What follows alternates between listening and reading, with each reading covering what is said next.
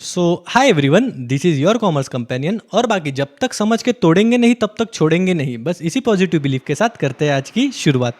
तो हम शुरू करेंगे चैप्टर नंबर 7 कंज्यूमर प्रोटेक्शन से, जो लगभग 17 मार्क्स के लिए आ सकता। सर, शुरू करने के पहले हमें ये तो बता दो कि कंज्यूमर क्या होता है।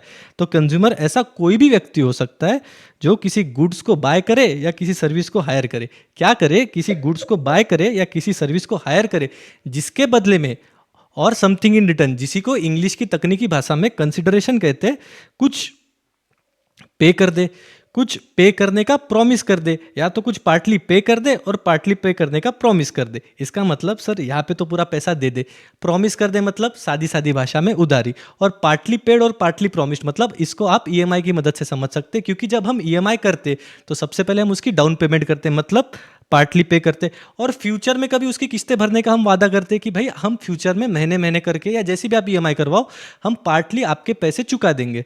इसी की थोड़ी सी तकनीकी भाषा में डेफर्ड पेमेंट्स कहते हैं। तो अगर हम देखें कंज्यूमर क्या है, तो consumer is any person who either buys any goods और hires any services for a consideration which has been paid, promised और पार्टली पेड और partly promised under deferred payments. Clear है? क्लियर है सर।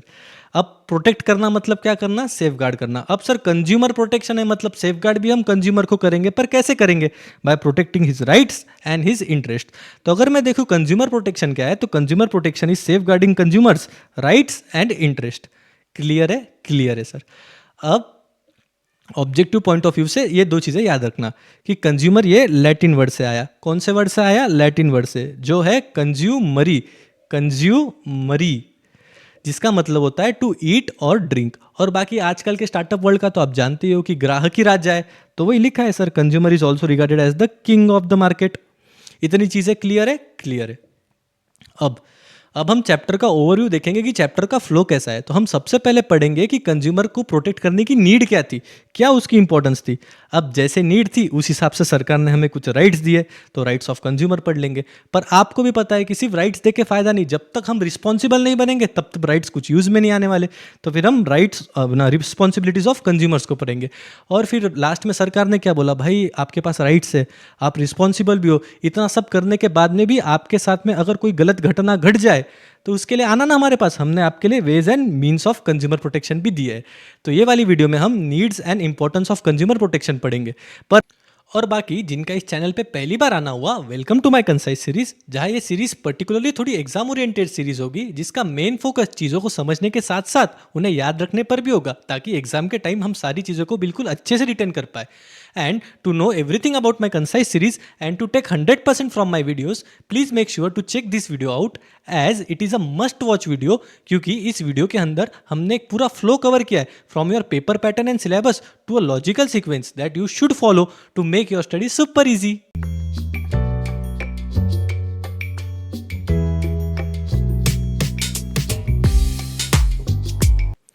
अब इतना सब कुछ आप बिना सब्सक्राइब किए देखोगे ना मुन्ना ना, आप पहले सब्सक्राइब करो। So let's start. तो हर बार की तरह अब हम टेबल फॉर्मेट में पढ़ेंगे, जिसमें पहला कॉलम दूसरे वाले कॉलम से लिंक्ड होगा। यहाँ पर वो कॉलम से रीजन और कॉन्सिक्वेंस, यानी पहले क्या कारण था जिसके वजह से क्या होता था। तो सबसे पहले हम स्टार्ट करेंगे मिसलीडिंग एडवर्टीजमेंट से। अब सर क्या करते, सारे ही बिजनेसमैन हैं, सबको ही अपना धंधा बढ़ाना है, तो सब लोग क्या करते, अपने प्रोडक्ट को बढ़ा चढ़ा के बताते। वो लोग क्या करते सर, उसकी क्वालिटी थोड़ी ज़्यादा अच्छी बता देते, जितनी होती नहीं है। उसकी सेफ्टी बड़ी अल्ट्रा लेवल की बता देंगे पर उतनी रहेगी नहीं, और ऐसी यूटिलिटी बताएंगे जो कभी हमारे यूज़ में आनी नहीं है। तो जिसके कारण क्या होता सर, हमारे और आपके जैसा जो मासूम कंज्यूमर है वो मिसलीड हो जाता और कभी उसे असली क्वालिटी का पता ही नहीं चलता।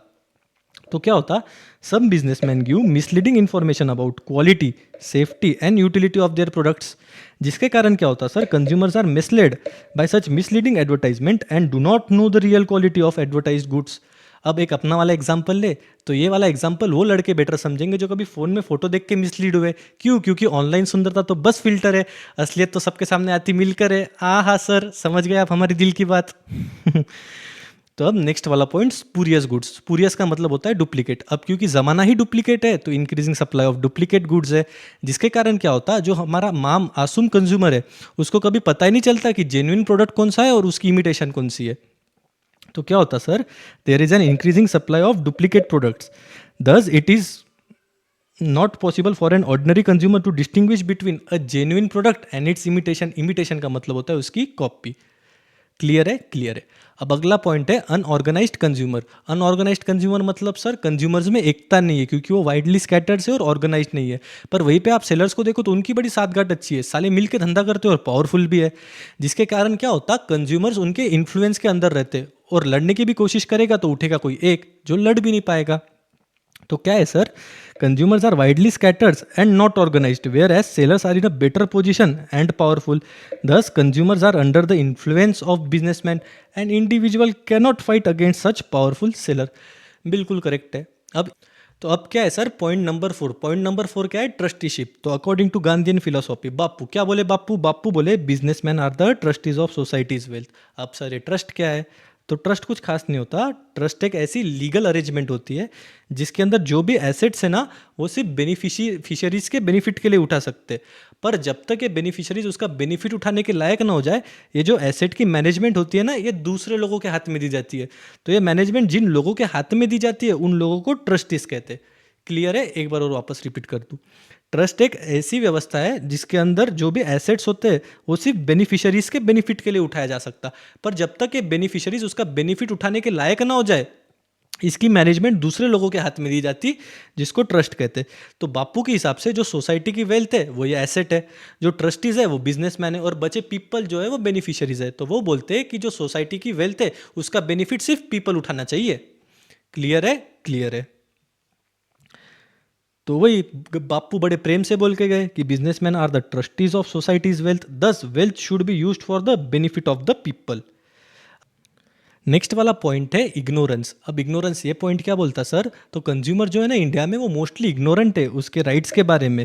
तो उसको मार्केट कंडीशन क्या खाक पता होगी, प्राइसेस और प्रोडक्ट्स का भी इतना कोई खास अंदाजा नहीं होता, जो मेन रीजन बनता है उसके एक्सप्लॉयटेशन का। तो वही लिखा है, consumer in India are mostly ignorant about their rights, market condition, prices and products, जो कि मेन कॉज बनता है उनके एक्सप्लॉयटेशन का। सर समझ गए हम, जैसे हमें हमारी क्रश इग्नोर करती, वैसे ही consumer rights, market condition, price और प्रोडक्ट को इग्नोर करता, तो जो हाल हमारा होता वही हाल कंज्यूमर का होता। सही पकड़े हो। अब point number next, lack of information. अब क्या है सर, वर्ल्ड बहुत बड़ा है, वर्ल्ड बड़ा डायनामिक है, वर्ल्ड बड़ा कॉम्प्लेक्स है।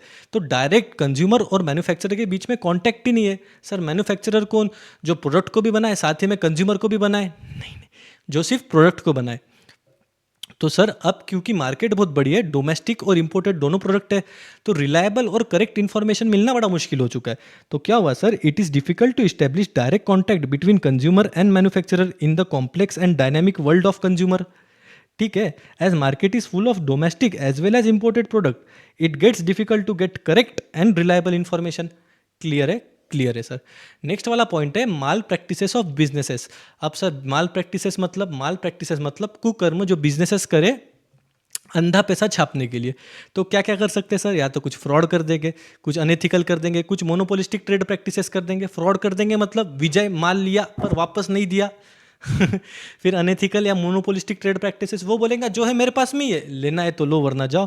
तो इसकी वजह से क्या होता है सर, पिसता हमेशा कंज्यूमर ही है, या तो वो डिफेक्टिव माल लेके आएगा, या तो उसे इन्फीरियर या सब स्टैंडर्ड क्वालिटी का माल मिल जाएगा। पिसना तो कंज्यूमर नहीं है सर।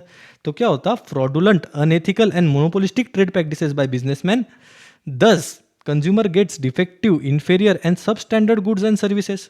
क्लियर है, क्लियर है। अब लास्ट वाला पॉइंट है need of participation of consumer. ऐसा क्यों, तो सर बिजनेस ऑर्गेनाइजेशन कुछ ऐसे डिसीजंस लेते जो कंज्यूमर को इफेक्ट करते बिना उनकी परमिशन लिया, उनसे कंसल्ट किए। है सर, ये तो वही बात हो गई कि बंदी मेरी पर डिसीजन उसके बेस्ट फ्रेंड के चल रहे, वो भी मुझसे बिना पूछे। सर इससे ज़्यादा पर्सनल नहीं होना आज की वीडियो में, ठीक है। तो क्या होता है सर, एक्चुअली में होता है कि बिजनेस ऑर्गेनाइजेशन जो है वो ऐसे डिसीजंस लेते जो कंज्यूमर को इफेक्ट करे बिना उनकी परमिशन लिए। इससे सिर्फ एक स्ट्रॉन्ग कंज्यूमर ऑर्गेनाइजेशन ही रोक सकता, जो प्रेशराइज करे बिजनेसेस को ऐसे डिसीजंस लेने के लिए जो कंज्यूमर के हित में हो। तो वही लिखा है, बिजनेस में organisation take decisions affecting consumer interest without consulting the consumer, thus only a strong consumer organisation can pressurise businesses to allow consumer participation. Clear है, समझ गए सर, बिल्कुल अच्छे से समझ गए। पर अब इसके बाद आप वीडियो में पर्सनल मत होना, ठीक है। अब कुछ कॉमन पॉइंट सर, जैसे मैंने आपको पहले भी कहा था कि बोर्ड में बड़े कंटेंट के ही बड़े नंबर मिलते हैं। तो आप क्या करना, ये पॉइंट एक बार आप पॉज करके देख लेना, ये सारे सेम ही पॉइंट्स है। आप इसको आंसर्स में इंक्लूड कर सकते हैं। आपके कुछ पॉइंट स्टार्टिंग में जोड़ देना, कुछ लास्ट में जोड़ देना, थोड़े बहुत वर्डिंग्स चेंज कर देना। मैंने 3 अलग अलग पॉइंट दिए ताकि आपका आंसर जो है वो बड़ा लगे और अच्छे से प्रेजेंटेबल लगे। तो होप सो आपको ये सारी चीज़ें क्लियर होगी। पर सर अब इतनी सारी चीज़ें याद कैसे रखें? तो उसके लिए मेरे पास मेमोरी ट्रिक है ना। तो हर बार की तरह अपने मेमोरी ट्रिक के होते 3 पार्ट है। पहली स्टोरी टेलिंग, दूसरी स्टोरी बिल्डिंग और लास्ट वाली रिमेंबरिंग। आप बिल्कुल रिलैक्स होकर ये स्टोरी सुनना। तो पता है गाइज, एक बार क्या हुआ था, मैं मेरे घर के बाहर यूं ही टहलने निकला था, तो मैंने मेरे घर के बाहर एकदम बड़ी होर्डिंग में एक अच्छी एडवर्टाइजमेंट देखी कि आईफोन 17 प्रो मैक्स अल्ट्रा लेजेंडर एवेंजर एडिशन, जो 1.5 लाख का फोन सिर्फ 1 ही लाख रुपए में मिल रहा था। देख के लगा चूना लगाने वाले टाइप का है, पर क्योंकि हमारे एरिया में एक बहुत ही रिस्पेक्टेड दुकानदार रहते थे जिनका नाम था यूसी भाई। क्या नाम था उनका? यूसी भाई। तो वो बड़े रिस्पेक्टेड थे। अब क्योंकि एडवर्टीजमेंट उनके ही दुकान के बाहर रखी थी, हमारा भी उन पे बहुत ज़्यादा ट्रस्ट था, फ़ोन भी वही बेच रहे थे, तो मैं सोचा जाके पूछ लूँ, पूछने में कौन से पैसे लग रहे। तो जब मैं उनकी दुकान में गया तो उन्होंने मुझे जीएसटी का हिसाब बताया, एप्पल वालों का स्पेशल डिस्काउंट का हिसाब बताया, उन्होंने अपने मार्जिन का हिसाब बताया और बोला कि ऐसे ऐसे फ़ोन मैं आपको दे सकता हूँ। तो बोला यार अच्छा ऑफर है, अब अपन भी यूट्यूबर बन गए, एक अच्छा फ़ोन चाहिए कैमरा वाला ताकि फोटेज अच्छी आ पाए। तो मैंने वो फ़ोन ले लिया। पर जब वो फ़ोन लेके मैं घर पे आया तो मैंने देखा कि वो फ़ोन ही डुप्लीकेट है, वो फ़ोन ही स्पूरियस है। पर फिर मैं बोला कहाँ टेंशन लेनी है, अपनी यूसी भाई है, फ़ोन बदल के दे देंगे। तो जब मैं उनकी दुकान पे गया तो पता है गाइस उन्होंने मेरे साथ में क्या किया, हमारे इतने साल के ट्रस्ट को बिल्कुल साइड में रखा और इग्नोर करके बोले कि तूने डब्बे के पीछे की इंफॉर्मेशन सही से पढ़ी नहीं। तब मुझे पता चला कि यूसी भाई भी कोई अलग नहीं है, वो भी माल प्रैक्टिसेस करते हैं। आपको स्टोरी समझ में आई? तो चलो अब इसे पिक्चर के फॉर्मेट में देखते। तो क्या हुआ था, मिसलीडिंग एडवर्टाइजमेंट के चक्कर में मैं डुप्लीकेट आईफोन यानी स्पूरियस गुड्स लेके आ गया था।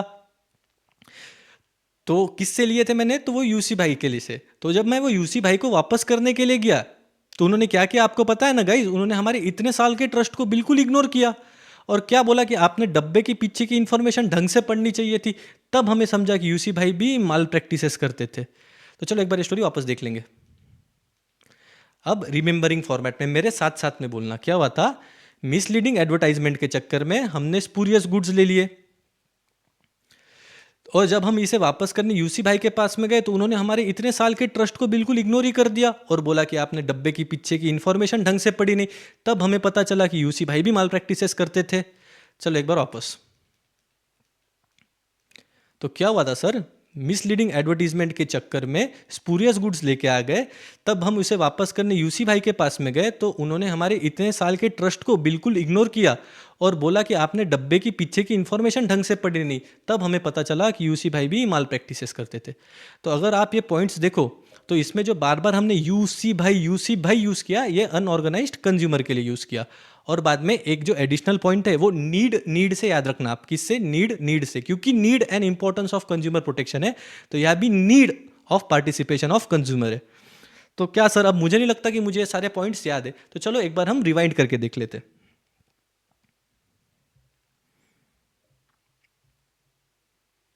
तो कैसे थे सर पॉइंट्स? तो हमारी स्टोरी क्या थी, चलो याद करो मेरे साथ में। मिसलीडिंग एडवर्टीजमेंट के चक्कर में हम स्पूरियस गुड्स लेके आ गए जिसे हम वापस करने यूसी भाई के पास में गए, यानी कि अनऑर्गेनाइज्ड कंज्यूमर। तो उन्होंने हमारे इतने साल के ट्रस्ट को बिल्कुल इग्नोर ही किया और क्या बोला पता है गाइस, कि आपने डब्बे की पीछे की इंफॉर्मेशन पूरी ढंग से पढ़नी चाहिए थी। तब हमें ध्यान में आया कि यूसी भाई भी माल प्रैक्टिसेस करते थे। तो अगर आप देखो तो मिसलीडिंग एडवर्टीजमेंट के चक्कर में स्पूरियस गुड्स, यूसी भाई मतलब अनऑर्गेनाइज्ड कंज्यूमर, ट्रस्ट का बन गया, हमारा ट्रस्टीशिप को इग्नोर किया। अब क्योंकि हम ओसीएम पढ़ रहे तो सादी सादी इंग्लिश लिखेंगे नहीं, इसके लिए इग्नोर का इग्नोरेंस। और फिर बाद में इंफॉर्मेशन ढंग से पढ़ी नहीं, मतलब क्या हुआ था हमारे साथ में, लैक ऑफ इंफॉर्मेशन। और फिर बाद में क्या करते थे, तो माल प्रैक्टिसेस करते थे यूसी भाई भी, तो उससे माल प्रैक्टिसेस ऑफ बिजनेसमैन। और बाद में नीड से हमने एक पॉइंट याद रखा था कि need of participation of consumer. तो होप सो कि ये स्टोरी आपको इजी लगी होगी। अरे क्या बात कर रहे हैं सर, एग्जाम में तो कोई 5 ही पॉइंट लिखने पड़ते, हमें तो 8 के 8 याद रह गए। बढ़िया बात है। पर अगर फिर भी किसी को ये स्टोरी टफ लगी हो तो वो हमारा नेमोनिक्स का पीडीएफ रेफर कर सकते। तो बस आज के लिए इतना ही। अंत में मेरा यही मानना है कि आज हम जो कुछ भी है वो केवल और केवल अपने माता पिता की वजह से, तो we should always respect our parents. और बाकी क्या है जी, आप मेहनत करते रहिए। तो इसी के साथ आज के ठहराव को यही ठहराया जाता है और मिलते हैं नए दिन नई शुरुआत के साथ।